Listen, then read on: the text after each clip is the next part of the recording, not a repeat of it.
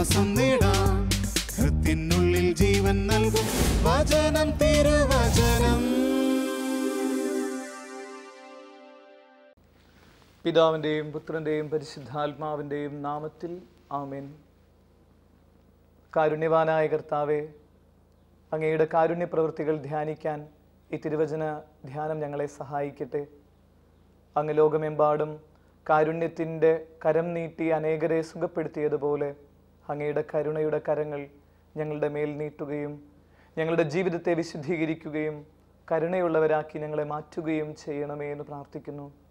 കർത്താവായ മിശിഹായെ, അങ്ങയുടെ സഹായകനെയും അങ്ങയുടെ മുഴുവൻ ആത്മീയ ഉണർവും ഞങ്ങൾക്ക് ഈ സമയത്ത് തിരുവചനം കേൾക്കുന്ന ഓരോ മക്കൾക്കും നൽകണമേ എന്ന് പ്രാർത്ഥിക്കുന്നു. പരിശുദ്ധ അമ്മേ, ഞങ്ങൾക്ക് വേണ്ടി മാധ്യസ്ഥം അപേക്ഷിക്കണമേ. ആമേൻ. വിശുദ്ധ യോഹന്നാൻ അറിയിച്ച നമ്മുടെ കർത്താവ് ഈശോ മിശിഹായുടെ പരിശുദ്ധ സുവിശേഷം, അധ്യായം 8, 1 മുതലുള്ള തിരുവചനങ്ങൾ. യേശു ഒലിവ് മലയിലേക്ക് പോയി. അതിരാവിലെ അവൻ വീണ്ടും ദേവാലയത്തിലേക്ക് വന്നു. ജനങ്ങളെല്ലാം അവൻ്റെ അടുക്കലെത്തി. അവൻ ഇരുന്ന് അവരെ പഠിപ്പിച്ചു. വ്യഭിചാരത്തിൽ പിടിക്കപ്പെട്ട ഒരു സ്ത്രീ നിയമജ്ഞരെയും ഫരിസേയരെയും കൂടെ അവൻ്റെ അടുക്കൽ കൊണ്ടുവന്ന് നടുവിൽ നിർത്തി. അവർ അവനോട് പറഞ്ഞു, ഗുരു, ഈ സ്ത്രീ വ്യഭിചാരത്തിൽ പിടിക്കപ്പെട്ടവളാണ്. ഇങ്ങനെയുള്ളവരെ കല്ലെറിയണമെന്നാണ് മോശ നിയമത്തിൽ കൽപ്പിച്ചിരിക്കുന്നത്. നീ എന്തു പറയുന്നു? ഇത് അവനിൽ കുറ്റം ആരോപിക്കാൻ വേണ്ടി അവനെ പരീക്ഷിച്ചുകൊണ്ട് ചോദിച്ചതാണ്. യേശുവാകട്ടെ കുനിഞ്ഞ് വിരൽ കൊണ്ട് നിലത്ത് എഴുതിക്കൊണ്ടിരുന്നു. അവർ ആവർത്തിച്ച് ചോദിച്ചു കൊണ്ടിരുന്നതിനാൽ അവൻ നിവർന്ന് അവരോട് പറഞ്ഞു, നിങ്ങളിൽ പാപമില്ലാത്തവൻ ആദ്യം കല്ലെറിയട്ടെ.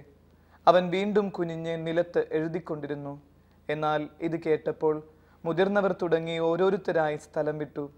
ഒടുവിൽ യേശുവും നടുവിൽ നിന്നിരുന്ന ആ സ്ത്രീയും മാത്രം ശേഷിച്ചു. യേശു നിവർന്ന് അവളോട് ചോദിച്ചു, സ്ത്രീയെ, അവർ എവിടെ? ആരും നിന്നെ വിധിച്ചില്ലേ? അവൾ പറഞ്ഞു, ഇല്ല കർത്താവേ. യേശു പറഞ്ഞു, ഞാനും നിന്നെ വിധിക്കുന്നില്ല. പോയിക്കൊള്ളുക, ഇനിമേലിൽ പാപം ചെയ്യരുത്. മിശിഹായിൽ ഏറ്റവും സ്നേഹം നിറഞ്ഞവരെ, ക്രിസ്തുവിനെ ധ്യാനിക്കുന്നവരുടെ ജീവിതത്തിൽ കിട്ടുന്ന ഏറ്റവും വലിയ അനുഗ്രഹം എന്നുള്ളത് അവൻ നമ്മളോട് കരുണ കാണിക്കും എന്നുള്ളത് തന്നെയാണ്. ജനിച്ച ആദ്യത്തെ സമയം മുതൽ മരണത്തിൻ്റെ അവസാന സമയം വരെ കാരുണ്യം കാണിച്ച ഒരു വ്യക്തി ആരാണ് എന്ന് ചോദിച്ചാൽ നിഷ്പ്രയാസമായി നമുക്ക് ഉത്തരം നൽകാവുന്നത് ക്രിസ്തുവിൻ്റെ പേര് തന്നെയാണ്. ജനിച്ച സമയം തൊട്ട് ആ മുസ്ലിംസിൻ്റെ ചില ഗ്രന്ഥങ്ങളിൽ പോലും ക്രിസ്തു ജനിച്ച സമയം തന്നെ കുറേ കാരുണ്യ പ്രവൃത്തികൾ ചെയ്തതിനെക്കുറിച്ചുള്ള ചില വിവരണങ്ങൾ എഴുതിയിട്ടുണ്ട് എന്ന് ഒരു മുസ്ലിം സഹോദരൻ പങ്കുവച്ചതായിട്ട് ഓർക്കുക. ഇനി മരണത്തിൻ്റെ സമയത്ത് ആ ഏറ്റവും വേദന നിറഞ്ഞ കാൽവരിയുടെ അവസാന നിമിഷത്തിൽ പോലും അവൻ ആ കള്ളന് മാപ്പ് കൊടുത്ത് അവനോട് കരുണ കാണിച്ച് നീ ഇന്ന് എന്നോട് കൂടെ പറുദീസായിലായിരിക്കും എന്നോർമ്മിപ്പിക്കുന്ന ഒരു ഗുരുവിൻ്റെ പേരാണ് ക്രിസ്തു എന്നുള്ളത്. അവൻ ചെയ്ത മുഴുവൻ അത്ഭുതങ്ങളും പരിശോധിച്ചോ, അതിൽ മുഴുവൻ നിലനിൽക്കുന്നത് അവൻ്റെ കാരുണ്യത്തിൻ്റെ അംശം മാത്രമാണ്. ഒരു പ്രത്യുപകാരം ലഭിക്കണമെന്ന് കരുതിയായിരുന്നില്ല അവൻ ചെയ്ത ഒരു അത്ഭുതവും. ഏത് അത്ഭുതവും പരിശോധിച്ചോ അത് മുഴുവൻ പൂർണ്ണമായ മനസ്സോടുകൂടെ അവൻ കാണിച്ച കാരുണ്യത്തിൻ്റെ പ്രവൃത്തികളാണ്. 12 വർഷത്തിൻ്റെ വേദനയിലൂടെ കടന്നുപോയ ആ രക്തസ്രാവക്കാരി സ്ത്രീയുടെ വേദന അവൻ കരുണയോടുകൂടെ തിരിച്ചറിയുകയാണ്. അവൻ്റെ വസ്ത്രവിളുമ്പിൽ നിന്നുപോലും അവൻ ആ സ്പർശനത്തിൻ്റെ ശക്തിയിലൂടെ കാരുണ്യം കാണിക്കുന്ന ഒരു ചിത്രം നമ്മൾ കാണാം. ക്രിസ്തുവിനേക്കാൾ പ്രായമുള്ള 38 വർഷമായിട്ട് വേദന അനുഭവിച്ചു കൊണ്ടിരുന്ന ആ ബെത്സൈദ കുളക്കരയിലെ ആ രോഗിയുടെ അടുത്തേക്ക് അവൻ ചെല്ലുന്നതും അവനോട് കാരുണ്യം കാണിക്കുന്നതും ക്രിസ്തുവിൻ്റെ പ്രവൃത്തിയാണ്. ആ രോഗി ഇങ്ങനെ സങ്കടത്തോടെ പറയുന്നുണ്ട്, കർത്താവായ മിശിഹായെ, ആരും എന്നോട് കരുണ കാണിക്കുന്നില്ല. അവൻ്റെ ചില സംസാരങ്ങൾ മുഴുവൻ അങ്ങനെയാണ്. വെള്ളം ഇളകുമ്പോൾ ആത്മാവിൻ്റെ ചൈതന്യം ആ വെള്ളത്തിലൂടെ പ്രവഹിക്കുന്ന സമയത്ത് ഒരാളെങ്കിലും എന്നോട് കരുണ കാണിച്ചിരുന്നെങ്കിൽ എന്ന് സങ്കടപ്പെടുമ്പോൾ ക്രിസ്തു പറയാണ്, ആരും നിന്നോട് കരുണ കാണിച്ചില്ലെങ്കിലും ഞാൻ നിന്നോട് കരുണ കാണിക്കാം എന്ന് പറയുന്നു. ഈ വചനം പങ്കുവെക്കുമ്പോൾ പോലും മനസ്സിൽ തോന്നുന്ന ഏറ്റവും വലിയ സന്തോഷം ഏതൊക്കെ സമയത്ത് കരഞ്ഞ് കർത്താവെ നിന്റെ കരുണയ്ക്ക് വേണ്ടി ഞാൻ യാചിക്കുന്നു എന്ന് പറയുമ്പോൾ അത് കർത്താവിൻ്റെ സ്നേഹമസൃണമായ ആ കരുണാസ്പർശം അനുഭവിക്കാനായിട്ട് സാധിച്ചിട്ടുണ്ട് എന്നുള്ളതാണ് എൻ്റെ പൗരോഹിത്യ ജീവിതത്തിൻ്റെ സംതൃപ്തിയും സമാധാനവും കൃപയുമായിട്ട് കാണുന്നത്. ആ ബെത്സൈദ കുളക്കരയിലെ രോഗിയോട് അവൻ പറയുന്നില്ലേ, what can I do for you, നിനക്ക് വേണ്ടി ഞാൻ എന്ത് ചെയ്തു തരണം എന്നതാണ് ക്രിസ്തുവിൻ്റെ ബേസിക് ആയിട്ടുള്ള മനോഭാവവും അവൻ്റെ സംസാരങ്ങളും മുഴുവനും. സക്കേവൂസ് അതിൻ്റെ മുകളിൽ ഇരിക്കുമ്പോൾ കർത്താവ് അവൻ്റെ ഉള്ളിലെ ആ സങ്കടത്തിൻ്റെ കടൽ കാണുകയും അവനോട് കരുണ കാണിച്ച് ആ സങ്കടത്തിൻ്റെ കടലെ പതുക്കെ മാറ്റി അവനെ വിശുദ്ധീകരിക്കുകയും ചെയ്യുന്നതാണ് ആ സക്കേവൂസിൻ്റെ ആ രക്ഷയുടെ കാരണമായിട്ട് തീരുന്നത്. ക്രിസ്തു ചെയ്ത അത്ഭുതങ്ങളും മുഴുവൻ പരിശോധിച്ചോ. ജന്മനാന്തനായ മനുഷ്യൻ നിലവിളികളോടെ പറഞ്ഞു, ദാവീദിന്റെ പുത്ര എൻ്റെ മേൽ കരുണ തോന്നണേ എന്ന് പറഞ്ഞപ്പോൾ ക്രിസ്തു അവനോട് പറഞ്ഞു, നിന്റെ അന്ധത ഈ സമയം മുതൽ മാറുന്നു. അവൻ്റെ ലോകത്തിലേക്ക് കാരുണ്യത്തിൻ്റെ മിഴികൾ തുറക്കുമ്പോൾ അവൻ്റെ കണ്ണുകളിൽ അവൻ പിന്നീട് പ്രകാശത്തിൻ്റെ വലയം കാണുകയും ഇന്നോളം കാണാത്ത ആ കാഴ്ചയുടെ അതീന്ദ്രിയമായ തലങ്ങൾ മുഴുവൻ കാണുകയും ചെയ്യുന്നതായിട്ട് നമ്മൾ തിരുവചനത്തിൽ കാണാം. അതുകൊണ്ട് സ്നേഹമുള്ളവരെ, നമ്മുടെ ജീവിതത്തിൽ ഏതെങ്കിലും സങ്കടത്തിൻ്റെ അവസ്ഥകളിലൂടെ നമ്മൾ കടന്നു പോകുന്നുണ്ടെങ്കിൽ, ഈ തിരുവചനം കേൾക്കുമ്പോൾ നീറുന്ന പ്രശ്നത്തിലൂടെ കടന്നു പോകുന്നുണ്ടെങ്കിൽ ഓർത്തോ, നിന്റെ സങ്കടങ്ങളുടെ ചാരെ നിന്ന് നിന്റെ കൂടെ നിൽക്കുന്ന ഒരു ദൈവമുണ്ട് എന്നുള്ളത്. അവൻ വന്ന് നിന്നെ ആശ്വസിപ്പിക്കുക തന്നെ ചെയ്യും എന്നാണ് തിരുവചനം മുഴുവൻ പറയുന്നത്.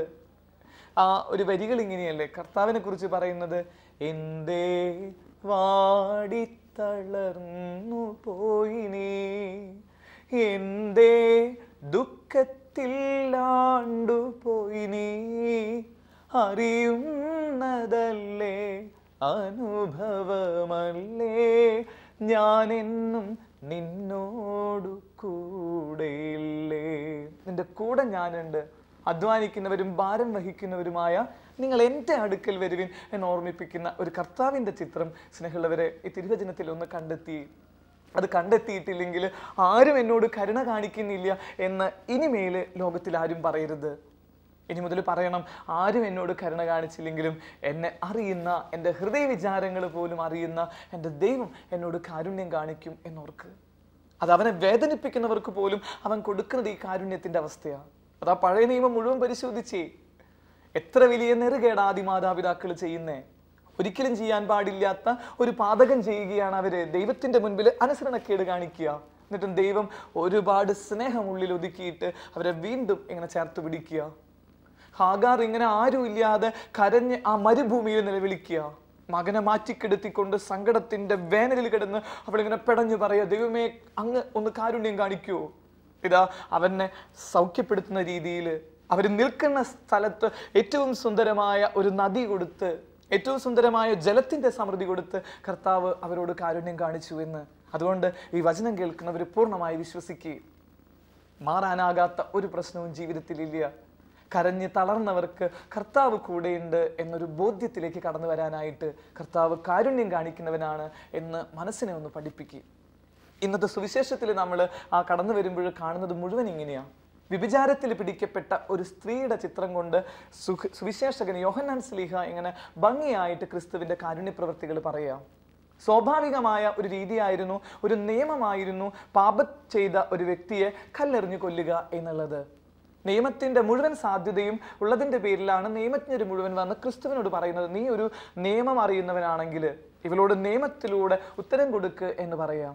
സ്വാഭാവികമായിട്ടും ഏത് ഗുരുവും ചെയ്യുന്നത് ആ നിയമം അനുസരിച്ച് പ്രവർത്തിക്കുക എന്നുള്ളതാണ്. പക്ഷെ ക്രിസ്തു ചെയ്യുന്നത് നിയമത്തിനേക്കാൾ അതീതമായ ഒരു കരുണയുടെ ലോകം അവൻ കൊണ്ടുവരിക. ആരുടെ ഹൃദയത്തിലാ ഈ നിയമത്തിന് മാത്രം പ്രാധാന്യമുള്ളത്, അവരെ ലോകം പെട്ടെന്ന് മറന്നുപോയിട്ടുണ്ട്. മറിച്ച് ആരുടെ ജീവിതത്തിൽ ആ കരുണയുള്ളത് അവരെ ലോകം ഓർത്തിരിക്കുന്നുണ്ട്. അതുകൊണ്ട് ക്രിസ്തു അവരുടെ ഹൃദയത്തിലേക്ക് നോക്കി ഒരു ചോദ്യം ചോദിക്കുന്നേ, നിങ്ങളുടെ പാപമില്ലാത്ത ഒരാൾ കല്ലെറിയേ. എല്ലാവരും കല്ലെറിഞ്ഞു പോവാ. കല്ലെറിയാതെ അവനെ വിട്ടിങ്ങനെ പോകുന്നതിൻ്റെ തിരുവചനം നമ്മൾ വായിക്കുക. അവസാനം ഈ യേശുവും ഇവളും മാത്രമാവുക. പോവൻ പറയാ, ഞാൻ നിന്നോട് കരുണ കാണിക്കുന്നു എന്ന്. ഈ ഒരു സുവിശേഷ ഭാഗത്തെ വ്യാഖ്യാനിച്ചുകൊണ്ടൊരു കഥ വായിച്ച ദിവസങ്ങളിൽ ഓർക്കുക. കുറേ പേര് കൂടിയിട്ട് ഈ പാപിനിയായ സ്ത്രീയെ കൊല്ലാനായിട്ട്, കല്ലെറിഞ്ഞ് കൊല്ലാനായിട്ട് ഇങ്ങനെ വരുന്ന രംഗം. അപ്പോൾ ആ സമയത്ത് പരിശുദ്ധ മറിയവും അവിടെ ഉണ്ടായിരുന്നു എന്ന് പറയുന്നു. അപ്പോൾ ആ സമയത്ത് ക്രിസ്തു അവരോട് ഇങ്ങനെ പറഞ്ഞു, നിങ്ങൾ പാപമില്ലാത്തവർ കല്ലെറിയേ എന്ന് പറയാം. എല്ലാവരും കല്ലെറിഞ്ഞു. അത് കഴിഞ്ഞ് എല്ലാവരും കല്ലെറിയാതെ അവിടെ നിന്ന് ഇങ്ങനെ പുറത്തിറങ്ങി പോവുക. അപ്പോൾ ആ സമയത്ത് കല്ലെറിയാതെ നിൽക്കുന്ന പരിശുദ്ധ അമ്മയെ നോക്കിയിട്ട് ഈശോ ചോദിക്കുക, അമ്മ, പരിശുദ്ധ അമ്മ, അമ്മ പാപം ചെയ്തിട്ടില്ലല്ലോ, അമ്മയ്ക്ക് കല്ലെറിയായിരുന്നില്ലേ, അമ്മ എന്തുകൊണ്ടാണ് കല്ലെറിയാതിരുന്നേ എന്ന് ചോദിക്കുക. അപ്പോൾ ആ സമയത്ത് പരിശുദ്ധ മറിയം ഇങ്ങനെ യേശുവിൻ്റെ കണ്ണിലേക്ക് നോക്കിയിട്ട് പറയുക, എൻ്റെ മോനെ, നമ്മൾ അവളോട് കരുണ കാണിക്കണ്ടേ? ഞാൻ അവളോട് കരുണ കാണിച്ചില്ലെങ്കിൽ പിന്നെ ആരാ അവളോട് കരുണ കാണിക്കുക? ഞാൻ പാപം ചെയ്തിട്ടില്ല, പക്ഷേ എൻ്റെ കൈകളിൽ കല്ലെടുക്കാൻ എനിക്ക് ബലമില്ല. കാരണം ഞാൻ അവളുടെ മേൽ കരുണയുടെ വർഷം മുഴുവൻ കുരിച്ചൊരിയുക. കല്ലെറിയുന്നതിന് പകരം ഞാൻ അവളോട് കാണിക്കുന്നത് കരുണയുടെ വർഷം കൊണ്ട് അവളെ സ്വീകരിക്കുകയാണ് എന്ന് പരിശുദ്ധ മറിയം പറയുക. എന്നിട്ട് പരിശുദ്ധ അമ്മ ഇങ്ങനെ യേശുവോട് പറയാം, മോനെ, നീ എന്താ ആ സമയത്ത് നിലത്ത് കാണിക്കുന്നുണ്ടായിരുന്നേ? കുറേ പേര് വന്നിരിക്കുന്ന സമയത്ത് എൻ്റെ മോനെ എന്താ മുഖം നോക്കാതെ എന്തോ എഴുതുന്നുണ്ടായിരുന്നത് എന്ന് ചോദിക്കുക. അപ്പോൾ പരിശുദ്ധ മറിയത്തിൻ്റെ കൈ പിടിച്ചു കൊണ്ടുപോയിട്ട് ഈശോ ആ ഭാഗം കാണിച്ചു കൊടുക്കുക. ഇതാണ് അമ്മ ഞാൻ എഴുതിയത് എന്ന് പറഞ്ഞ് പരിശുദ്ധ മറിയത്തിൻ്റെ മുമ്പിൽ അമ്മയുടെ അടുത്തേക്ക് ഇങ്ങനെ മോൻ ഇങ്ങനെ നോക്കി നിൽക്കുക. അപ്പോൾ നോക്കുമ്പോൾ പരിശുദ്ധ അമ്മയുടെ കണ്ണ് നിറയുന്ന ഒരു അനുഭവം. യേശു ക്രിസ്തു ആ സമയത്ത് തൻ്റെ മകനായ ക്രിസ്തു ചെയ്യുന്നത്, അവിടെ ഇത്രയധികം പേര് നിയമത്തിന് നിൽക്കുമ്പോൾ ഇവൻ മാത്രം ആ വിരൽ കൊണ്ട് കരുണ എന്ന വാക്ക് എഴുതിക്കൊണ്ടിരിക്കുക. അത് കഴിഞ്ഞ് ഈ ക്രിസ്തുവും പരിശുദ്ധ മറിയവും ചേർന്ന് ആകാശത്തേക്ക് നോക്കുമ്പോൾ നക്ഷത്രങ്ങൾ മുഴുവൻ ഇങ്ങനെ മിന്നിത്തിളങ്ങുന്നത് കണ്ടു എന്നൊരു കഥ വായിച്ചത് ഇങ്ങനെ ഓർക്കാം. സ്നേഹമുള്ളവരെ, കരുണ കാണിക്കുക എന്നതാണ് ക്രിസ്തുവിൻ്റെ ശീലം. അതുകൊണ്ടാണ് ക്രിസ്തുവിനെ കരുണാമയൻ എന്ന് ഏറ്റവും സുന്ദരമായിട്ട് പറയുന്നത്. അവൻ്റെ വാക്കുകളിൽ, അവൻ്റെ പ്രവൃത്തികളിൽ, അവൻ്റെ നോട്ടത്തിൽ, അവൻ്റെ ഏത് പ്രവൃത്തികളിലും നിഴലിച്ചിരുന്നത് ഈ ഒരു കാരുണ്യത്തിൻ്റെ അവസ്ഥകളായിരുന്നു എന്നുള്ളതാണ്. ഈ ഒരു കാരുണ്യം സ്വന്തമാക്കാനായിട്ട് ഇന്ന് ദാഹത്തോടെ പ്രാർത്ഥിക്കണം എന്നാണ് ഈ സുവിശേഷ ഭാഗത്തിൻ്റെ ആദ്യത്തെ അംശം നമ്മളുടെ മുമ്പിൽ പറയുന്നത്. ഇനി എന്താണ് ഈ സുവിശേഷത്തിൽ നിന്ന് നമ്മളോട് ക്രിസ്തു ആവശ്യപ്പെടുന്നത്? ക്രിസ്തു ആവശ്യപ്പെടുന്നത് ഒരൊറ്റ കാര്യം മാത്രമേ ഉള്ളൂ. ഞാൻ കരുണ കാണിച്ചിട്ടുണ്ടെങ്കിൽ നിങ്ങളുടെ പ്രവൃത്തികളിലൂടെ നിങ്ങളും കരുണ കാണിക്കണ്ടേ? നിങ്ങൾ ഞാൻ കാണിക്കുന്ന കരുണയുടെ 1000% കരുണ കാണിക്കുന്നുണ്ടോ എന്നാണ് ക്രിസ്തു നമ്മളോട് ചോദിക്കുന്ന ചോദ്യം. സ്നേഹമുള്ളവരെ, ഈ വചനം കേട്ടുകൊണ്ടിരിക്കുന്നവർ എത്ര വചനങ്ങൾ തിരുവചനത്തിലൂടെ തിരുവചനം പ്രോഗ്രാമിലൂടെ കേട്ടിട്ടുള്ളവരാ? എന്തെങ്കിലും ഒരു മാറ്റത്തിന് വേണ്ടി നമ്മൾ എപ്പോഴെങ്കിലും ഒരു ദാഹം നമ്മളുടെ ഭാഗത്ത് നിന്ന് ഉണ്ടായിട്ടുണ്ടോ? ഒരു വചനം കേട്ട്, ആ ഒരു ധ്യാനം കേട്ട് കഴിഞ്ഞ് പുറത്തിറങ്ങിപ്പോയിട്ട് ഇന്നൊരു കാരുണ്യ പ്രവൃത്തി ചെയ്യണം എന്ന് തോന്നിയ എത്ര പേര് സ്നേഹമുള്ളവർ ഇവിടെ ഉണ്ട്? അങ്ങനെ ചെയ്യുന്നുണ്ടെങ്കിൽ ഈ യാത്ര കഴിഞ്ഞ് വന്ന് ഈ വചനം പങ്കുവയ്ക്കുമ്പോൾ മനസ്സ് അനുഭവത്തിൻ്റെ തലത്തിലൂടെ കടന്നു പോവാം. അതല്ലെങ്കിൽ ഇതൊക്കെ പാഴ്വേലയായിട്ട് മാറിപ്പോവാം. എത്ര പേരാ ഈ ഒരു പ്രോഗ്രാമിന് വേണ്ടി അധ്വാനിക്കുന്നത്? എത്ര പേരുടെ കഠിന പ്രയത്നം കൊണ്ടാണ് ഇങ്ങനെ ഒരു പ്രോഗ്രാം നമുക്ക് ശാലൂൺ TV-യിലൂടെ കാണാൻ പറ്റുന്നത്? ഓർത്തേ, നമ്മൾ കാരണം മറ്റുള്ളവരോട് കരുണ കാണിച്ചിട്ടുണ്ടാകും. ഇതിങ്ങനെ പറഞ്ഞുകൊണ്ടിരിക്കുമ്പോൾ മനസ്സിൽ വലിയൊരു സങ്കടത്തിലൂടെ സ്നേഹമുള്ളവരെ കടന്നു പോവാം. ഈ ദിവസങ്ങൾ RCCയിലെ ഒരു രോഗീനെ കാണാൻ പോയതാണ്. 10-35 വയസ്സിന് താഴെയുള്ള ഒരു സഹോദരിക്ക് 3 ക്യാൻസറായിട്ട് വേദന കൊണ്ട് ഇങ്ങനെ പൊളഞ്ഞു നിൽക്കുക. ആ സഹോദരിക്ക് വേണ്ടി ഞങ്ങളുടെ ധ്യാന ടീമിലുള്ള കുറച്ച് പേര് ചേർന്ന് ഇങ്ങനെ തലയിലൊക്കെ ഇങ്ങനെ അഭിഷേക പ്രാർത്ഥനയൊക്കെ ഇങ്ങനെ കുറേ നേരം പ്രാർത്ഥിച്ച് തിരിച്ചു വരുന്ന സമയത്ത് ഞാൻ ഈ സഹോദരിയുടെ അടുത്ത് പറഞ്ഞു, ഞങ്ങൾ പ്രാർത്ഥിക്കാം, ഈ വേദനകൾ മുഴുവൻ കർത്താവിൻ്റെ കുരിശിനോട് എൻ്റെ മോള് നീ ചേർത്ത് വെക്കുക എന്ന് പറഞ്ഞ് ഞാനിങ്ങനെ പടിയിറങ്ങി വരിക. ആ മരണത്തിൻ്റെ ഗന്ധമുള്ള ആശുപത്രിയിൽ നിന്ന് ഇങ്ങനെ വരുന്ന സമയത്ത് ഈ മോൾ ഇങ്ങനെ കൈകുട്ടി വിളിച്ചിട്ട് പറയാം, അച്ഛൻ എനിക്ക് വേണ്ടി പ്രാർത്ഥിക്കണം, എൻ്റെ രോഗം മാറാൻ വേണ്ടി പ്രാർത്ഥിക്കേണ്ട. ഞാൻ മാസങ്ങളായി ഉറങ്ങിയിട്ട് ഞാനിങ്ങനെ എൻ്റെ കൈ ഇങ്ങനെ ഉറക്കത്തിൽ ഒന്ന് പതുക്കിറങ്ങിയാൽ മതി, ഇവിടെയുള്ള മുഴുവൻ എല്ലുകൾ പൊട്ടുന്നതിൻ്റെ സ്വരം കേൾക്കാം, എൻ്റെ ശരീരം മുഴുവൻ അത്രയും പെയിൻഫുൾ ആയിട്ടുള്ള എക്സ്പീരിയൻസിലൂടെ ഞാൻ കടന്നു പോവാം. പക്ഷെ അച്ഛ, എൻ്റെ ഈ ശാരീരിക വേദനകൾക്ക് വേണ്ടിയിട്ടല്ല, മാറാൻ വേണ്ടിയിട്ടല്ല അച്ഛൻ പ്രാർത്ഥിക്കണ്ടേ, മറിച്ച് അച്ഛൻ എനിക്ക് വേണ്ടി ഒരു കാര്യത്തിന് വേണ്ടി പ്രാർത്ഥിക്കൂ, ഒരൊറ്റ കാര്യത്തിന് വേണ്ടി എന്ന് പറഞ്ഞ് ഈ മകൾ ഇങ്ങനെ നിശബ്ദതയിൽ ഇങ്ങനെ കുറേ നേരം ഇങ്ങനെ കണ്ണീരോടുകൂടെ ഇങ്ങനെ നിൽക്കുക. ഞാൻ ചോദിച്ചു, ഇതിനേക്കാൾ വിട്ട് ഞാൻ എന്തിനാ പ്രാർത്ഥിക്കണ്ടേ എന്ന് ചോദിക്കുക. ഈ സഹോദരി ഇങ്ങനെ കരഞ്ഞിട്ട് പറയാ, അച്ഛാ, എൻ്റെ ജീവിത പങ്കാളി ഒന്ന് എൻ്റെ അടുത്തേക്ക് ഒന്ന് വന്നിരിക്കാൻ വേണ്ടി അച്ഛൻ പ്രാർത്ഥിക്കൂ, എൻ്റെ ജീവിത പങ്കാളി ഒന്ന് വന്ന് എന്നെ ഒന്ന് ആശ്വസിപ്പിക്കാൻ വേണ്ടി അച്ഛൻ പ്രാർത്ഥിക്കുമെന്ന് ചോദിച്ചിട്ട് ഈ മോള് കരയുക. കൂടുതലായിട്ട് ചോദിച്ചപ്പോഴാണ് ഈ സഹോദരി പറഞ്ഞേ, അച്ഛാ, തലേ രാത്രി വരെ എനിക്ക് ക്യാൻസർ ആണെന്ന് അറിയുന്നതിൻ്റെ തലേ രാത്രി വരെ ഒരുമിച്ച് സന്തോഷത്തിൽ ഞങ്ങൾ ഒരുമിച്ച് ഭക്ഷണം കഴിച്ചതാ, ഒരുമിച്ച് ഞങ്ങളുടെ ശരീരം പങ്കിടുന്ന രീതിയിൽ അത്രയും തീക്ഷ്ണതയോടെ കടന്നുപോയതാ. പിറ്റേന്ന് ബയോപ്സി ടെസ്റ്റിന്റെ റിസൾട്ട് വന്നപ്പോൾ എനിക്ക് ക്യാൻസർ ആണെന്ന് അറിഞ്ഞ സമയം തൊട്ട് എൻ്റെ ജീവിത പങ്കാളി എന്നെ ഉപേക്ഷിച്ചതാ.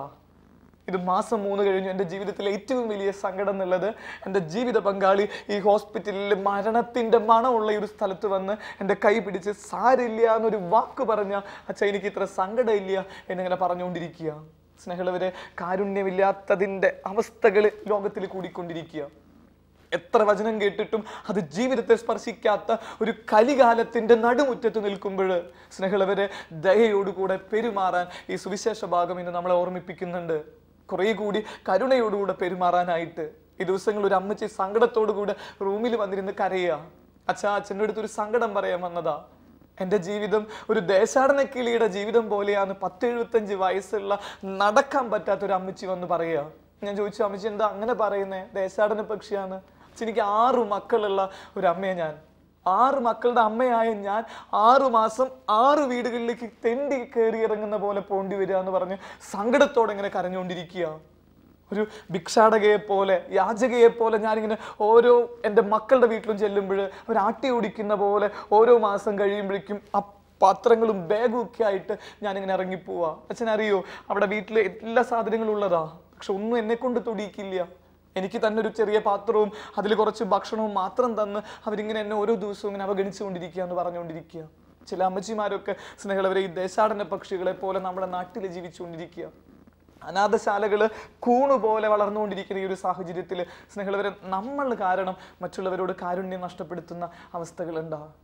ചിലപ്പോഴൊക്കെ ഞാൻ എൻ്റെ ജീവിതത്തിൽ അനുഭവിച്ചുകൊണ്ടിരിക്കുന്ന മറ്റൊരു പ്രശ്നം എന്നുള്ളത് ഈ കമ്പാഷനേറ്റ് പ്രീസ്റ്റ് ആവാൻ പറ്റണില്ല എന്നുള്ളതാണ്. സെമിനാരി കാലഘട്ടങ്ങളിലൊക്കെ മനസ്സിൽ പഠിപ്പിച്ചിട്ടുള്ളതാ, കരുണയോടെ പെരുമാറുള്ളൂ, സ്നേഹത്തോടെ പെരുമാറുള്ളൂ എന്നൊക്കെ. പക്ഷെ പൗരോഹിത്യമൊക്കെ സ്വീകരിച്ച് കുറച്ച് നാൾ കഴിയുമ്പോഴേക്കും ഈ കമ്പാഷനേറ്റ് പ്രീസ്റ്റിൻ്റെ ലെവലൊക്കെ പതുക്കെ പോവാ. കമ്പാസിയോ എന്ന് പറഞ്ഞ വാക്കിൽ നിന്ന് വരുന്ന അനുകമ്പ തോന്നി, ക്രിസ്തുവിന് തോന്നിയ അനുകമ്പ തോന്നണമെന്നാണ് തിരുവചനത്തിലൂടെയൊക്കെ കർത്താവ് നമ്മളോട് പഠിപ്പിക്കുന്നത്. പൗരോഹിത്യം എന്ന് പറഞ്ഞത് അത് ഈ കരുണ കാണിക്കാനുള്ള ഒരു അവസരമാണെന്നൊക്കെയുള്ളത് സ്നേഹമുള്ളവരെ ചിലപ്പോഴെങ്കിലുമൊക്കെ എൻ്റെ ജീവിതത്തിൽ ഞാൻ മറന്നു പോവാ. ഒന്നോർത്തേൻ, നമ്മൾ കാണിക്കാത്ത കാരുണ്യമില്ലാത്ത ചില പ്രവൃത്തികൾ. ഒരു 29-30 വയസ്സായ ഒരു പെൺകുട്ടി ഈ ദിവസങ്ങളിൽ വന്നിട്ട് പറയാ, അച്ഛാ ഒരു നല്ലൊരു ജീവിത പങ്കാളിനെ കിട്ടാൻ വേണ്ടി അച്ഛൻ എനിക്ക് പ്രാർത്ഥിക്കുമോ? 29 വർഷമായിട്ട് ഈ മകളുടെ കല്യാണത്തെക്കുറിച്ച് പോലും ആ മാതാപിതാക്കൾ ചിന്തിക്കുന്നില്ല. സാമ്പത്തികമായിട്ടൊക്കെ പുരോഗതിയുള്ള ഒരു കുടുംബം. ചോദിക്കുമ്പോൾ പറയണതാ, ഇവളെ പറഞ്ഞു വിട്ട് കഴിഞ്ഞാൽ വീട്ടു ജോലിക്ക് ആരും ഇല്ല എന്ന് പറയുന്ന ചില അപ്പച്ചന്മാരും അമ്മച്ചിമാരും സ്നേഹമുള്ളവർ ഈ ലോകത്തിലുണ്ട്. ഈ ഒരു ലോകത്തിൽ നമുക്കൊന്നൊരു മാറ്റത്തിന് വേണ്ടി പ്രാർത്ഥിക്കാൻ പറ്റുമോ? എനിക്ക് ചില നഷ്ടങ്ങൾ ഉണ്ടായാലും ഞാൻ ദേ കരുണ കാണിക്കാം എന്നൊരു തീരുമാനത്തിലേക്ക് എത്താൻ പറ്റുമോ? ഈ ദിവസങ്ങളിൽ അങ്ങനെ ഒരു കാരുണ്യം ചെയ്ത ഒരു മകനെക്കുറിച്ചൊരു പീറ്റർ അച്ഛൻ്റെ ഒരു പുസ്തകത്തിൽ വായിക്കുക. ശാലോം അവാർഡ് കിട്ടിയ ഒരു പുസ്തകത്തിൽ ഇങ്ങനെ ഒരു അച്ഛൻ പങ്കുവെച്ചൊരു അനുഭവം, ഫാബിയാൻ അച്ഛൻ എന്ന് പറയുന്ന ഒരു അച്ഛൻ്റെ അനുഭവമായിട്ട് ഇത് പങ്കുവെച്ചതായിട്ട് ഓർക്കുക. അച്ഛനിങ്ങനെ ഒരു അനാഥശാല നടത്തുന്ന അച്ഛൻ. ആ സ്ഥലത്ത് ആ അനാഥശാലയിലുള്ള കുട്ടികളിൽ ഒരു കുട്ടിക്ക് ഒരു പ്രത്യേക രീതിയിൽ ഒരു അപകടം പറ്റിക്കഴിഞ്ഞപ്പോൾ ആരും ബ്ലഡ് കൊടുക്കാതില്ലാതെ വന്നപ്പോൾ അച്ഛൻ്റെ ബ്ലഡ് അച്ഛൻ ദാനം ചെയ്തതാണ്. കരുണ കാണിക്കണം എന്നുള്ളതൊക്കെ ഓർത്തിട്ട്. പക്ഷെ അച്ഛൻ്റെ ഉള്ളിൽ ഇങ്ങനെ ഓർക്കുക, ഞാൻ ഇവന് കരുണ കാണിച്ചിട്ട് എന്തിനാ എന്നൊക്കെ ഇങ്ങനെ മനസ്സിൽ ചിലപ്പോഴെങ്കിലും അച്ഛൻ ഇങ്ങനെ ഓർത്ത് അവസാനിപ്പിക്കുക. പക്ഷെ കുറച്ച് നാൾ കഴിഞ്ഞപ്പോൾ ഈ അച്ഛന് ഒരു അപകടം സംഭവിക്കുക. അതേ സ്ഥലത്ത് വെച്ച് അച്ഛനൊരു അപകടം സംഭവിച്ചു കഴിഞ്ഞ് ബ്ലഡ് കുറേ നഷ്ടപ്പെട്ടപ്പോൾ ഇങ്ങനെ ബ്ലഡിൻ്റെ ആവശ്യമുണ്ട് എന്നിങ്ങനെ പറയാം. അപ്പോൾ ഈ അച്ഛൻ്റെ കൂട്ടത്തിലുള്ളൊരു അച്ഛൻ പോയിട്ട് ഈ മന്ദബുദ്ധികളായ, ബുദ്ധിക്ക് സ്ഥിരതയില്ലാത്ത ഈ മക്കളോട് പറയാം, നിങ്ങൾ ഈ നമ്മുടെ അച്ഛന് വേണ്ടി പ്രാർത്ഥിച്ചോളൂ. അച്ഛൻ ഇങ്ങനെ വലിയ രീതിയിലുള്ള ശാരീരിക വേദനയിലൂടെ കടന്നു പോകുന്ന അച്ഛനാണ്, ബ്ലഡ് ഇല്ലാതെ ക്ലേശിക്കുകയാണ്, മക്കളെ രക്തം കിട്ടാൻ വേണ്ടി പ്രാർത്ഥിച്ചോളൂ എന്നൊക്കെ ഇങ്ങനെ പറഞ്ഞ് അച്ഛൻ ഇങ്ങനെ ഇറങ്ങിപ്പോവാം. ആ സമയത്ത് ഒരു കൊച്ചു മിടുക്കം ചെയ്യുക. അവൻ പോയിട്ട് ആ പള്ളിയകത്തിൽ നിന്ന് പുറത്തിറങ്ങിപ്പോയിട്ട് അവിടെയുള്ള അമ്മിക്കല്ല് കൊണ്ടുപോയിട്ട് ഇവൻ്റെ കൈ ഇങ്ങനെ ചതയ്ക്കുക. ഇങ്ങനെ ചതച്ചിട്ട് ഒരു ചിരട്ടയിൽ കൊണ്ടുവന്ന് അതിൽ മുഴുവൻ ഇങ്ങനെ ബ്ലഡ് ഇങ്ങനെ ശേഖരിക്കുക. ഈ മകൻ്റെ കൈയിൻ്റെ ഉള്ളിൽ നിന്ന് വീഴുന്ന ഓരോ രക്തത്തുള്ളികളും ഈ ചിരട്ടയിൽ ഇങ്ങനെ ശേഖരിച്ചുകൊണ്ട് ഈ മകൻ തൊട്ടടുത്തുള്ള ആ ഹോസ്പിറ്റലിൽ, അച്ഛൻ കിടക്കുന്ന ആ ഹോസ്പിറ്റലിൽ നേഴ്സിൻ്റെ കയ്യിൽ കൊണ്ടുകൊടുത്തിട്ട് പറയാ, ഇത് എൻ്റെ അച്ഛന് കൊടുത്തോ, എൻ്റെ അച്ഛന് ബ്ലഡ് ഇല്ല എന്ന് പറയുന്നത് ഞാൻ കേട്ടത്, അതുകൊണ്ട് അച്ഛൻ എൻ്റെ ബ്ലഡ് പറ്റുമെങ്കിൽ കൊടുത്തോ എന്ന് പറഞ്ഞ് കൊണ്ടുവരിക. സ്നേഹമുള്ളവരെ, അച്ഛൻ ജീവിതത്തിലേക്ക് തിരിച്ചു വരുമ്പോൾ പറയുന്ന ഒരു കാര്യം ഇങ്ങനെയാ, ആ കട്ട പിടിച്ച രക്തത്തിലെ കരുണയുടെ മുഴുവൻ അംശങ്ങളും എനിക്ക് കണ്ടെത്താനായിട്ട് പറ്റി. കരുണയുടെ മുഴുവൻ അംശവും ഞാൻ കണ്ടെത്തിയത് ആ മകൻ്റെ കാരുണ്യത്തിൻ്റെ അവസ്ഥയുള്ള കർത്താവിൻ്റെ തിരുരക്തം പോലെയുള്ള ആ കരുണയുടെ പ്രവൃത്തി കണ്ട് എൻ്റെ ഹൃദയം നിറഞ്ഞു എന്ന് അച്ഛൻ പങ്കുവെക്കുക. സ്നേഹമുള്ളവരെ, മറ്റുള്ളവർക്ക് വേണ്ടി മുറിവേറ്റ ഏതെങ്കിലും ഒരു ഭാഗം എൻ്റെ ശരീരത്തിലുണ്ടോ? ഓരോ അമ്മമാരുടെയും ആ പൊക്കിൾക്കുടി ബന്ധത്തിൻ്റെ അവസ്ഥ, ആ മുറിവ് പോലെയുള്ള ഏതൊരു മുറിവ എൻ്റെ ജീവിതത്തിലുള്ളേ? എങ്ങനെയാണ് ക്രിസ്തുവിനെ തിരിച്ചറിയുക എന്ന് ചോദിക്കുന്ന ഒരു കഥ വായിച്ചത് ഓർക്കുക. എങ്ങനെയാണ് ക്രിസ്തുവിനെ തിരിച്ചറിയുക? എല്ലാം ഒരുപോലെയുള്ള ക്രിസ്തുമാര്, എല്ലായിടത്തും മുഴുവൻ ഇങ്ങനെ ക്രിസ്തുവിൻ്റെ അതേ ഛായയിലുള്ളവര്. അപ്പം അതിൽ ഒരു മിടുക്കനായ ഒരു മനുഷ്യൻ പറയാണ്, ക്രിസ്തുവിനെ പെട്ടെന്ന് തിരിച്ചറിയാം. അവൻ്റെ വസ്ത്രം പതുക്കെ ഒന്ന് മാറ്റി നോക്കിയാൽ മതി. മറ്റുള്ളവർക്ക് വേണ്ടി മുറിവേറ്റതിൻ്റെ, മറ്റുള്ളവർക്ക് വേണ്ടി കരുണ കാണിച്ചതിൻ്റെ മുഴുവൻ ആ കരങ്ങളിലും അവൻ്റെ നെഞ്ചകത്തുമുണ്ട് എന്ന കർത്താവായ മിശിഹായിലൂടെ തിരിച്ചറിയാൻ പറ്റും എന്നിങ്ങനെ മനുഷ്യൻ ഓർക്കുക. ഈ കുതന്ത്രങ്ങളുടെ ഈ ഒരു കാലഘട്ടത്തിൽ, മറ്റുള്ളവരെ നശിപ്പിക്കാനായിട്ട്, മറ്റുള്ളവർക്ക് വേണ്ടി കല്ലെറിയാനായിട്ട് നിൽക്കുന്ന ഈ ഒരു കാലഘട്ടത്തിൽ നമ്മളോട് ആവശ്യപ്പെടുന്നത്, what can I do for you? നിനക്ക് വേണ്ടി ഞാൻ എന്ത് ചെയ്തു തരണം?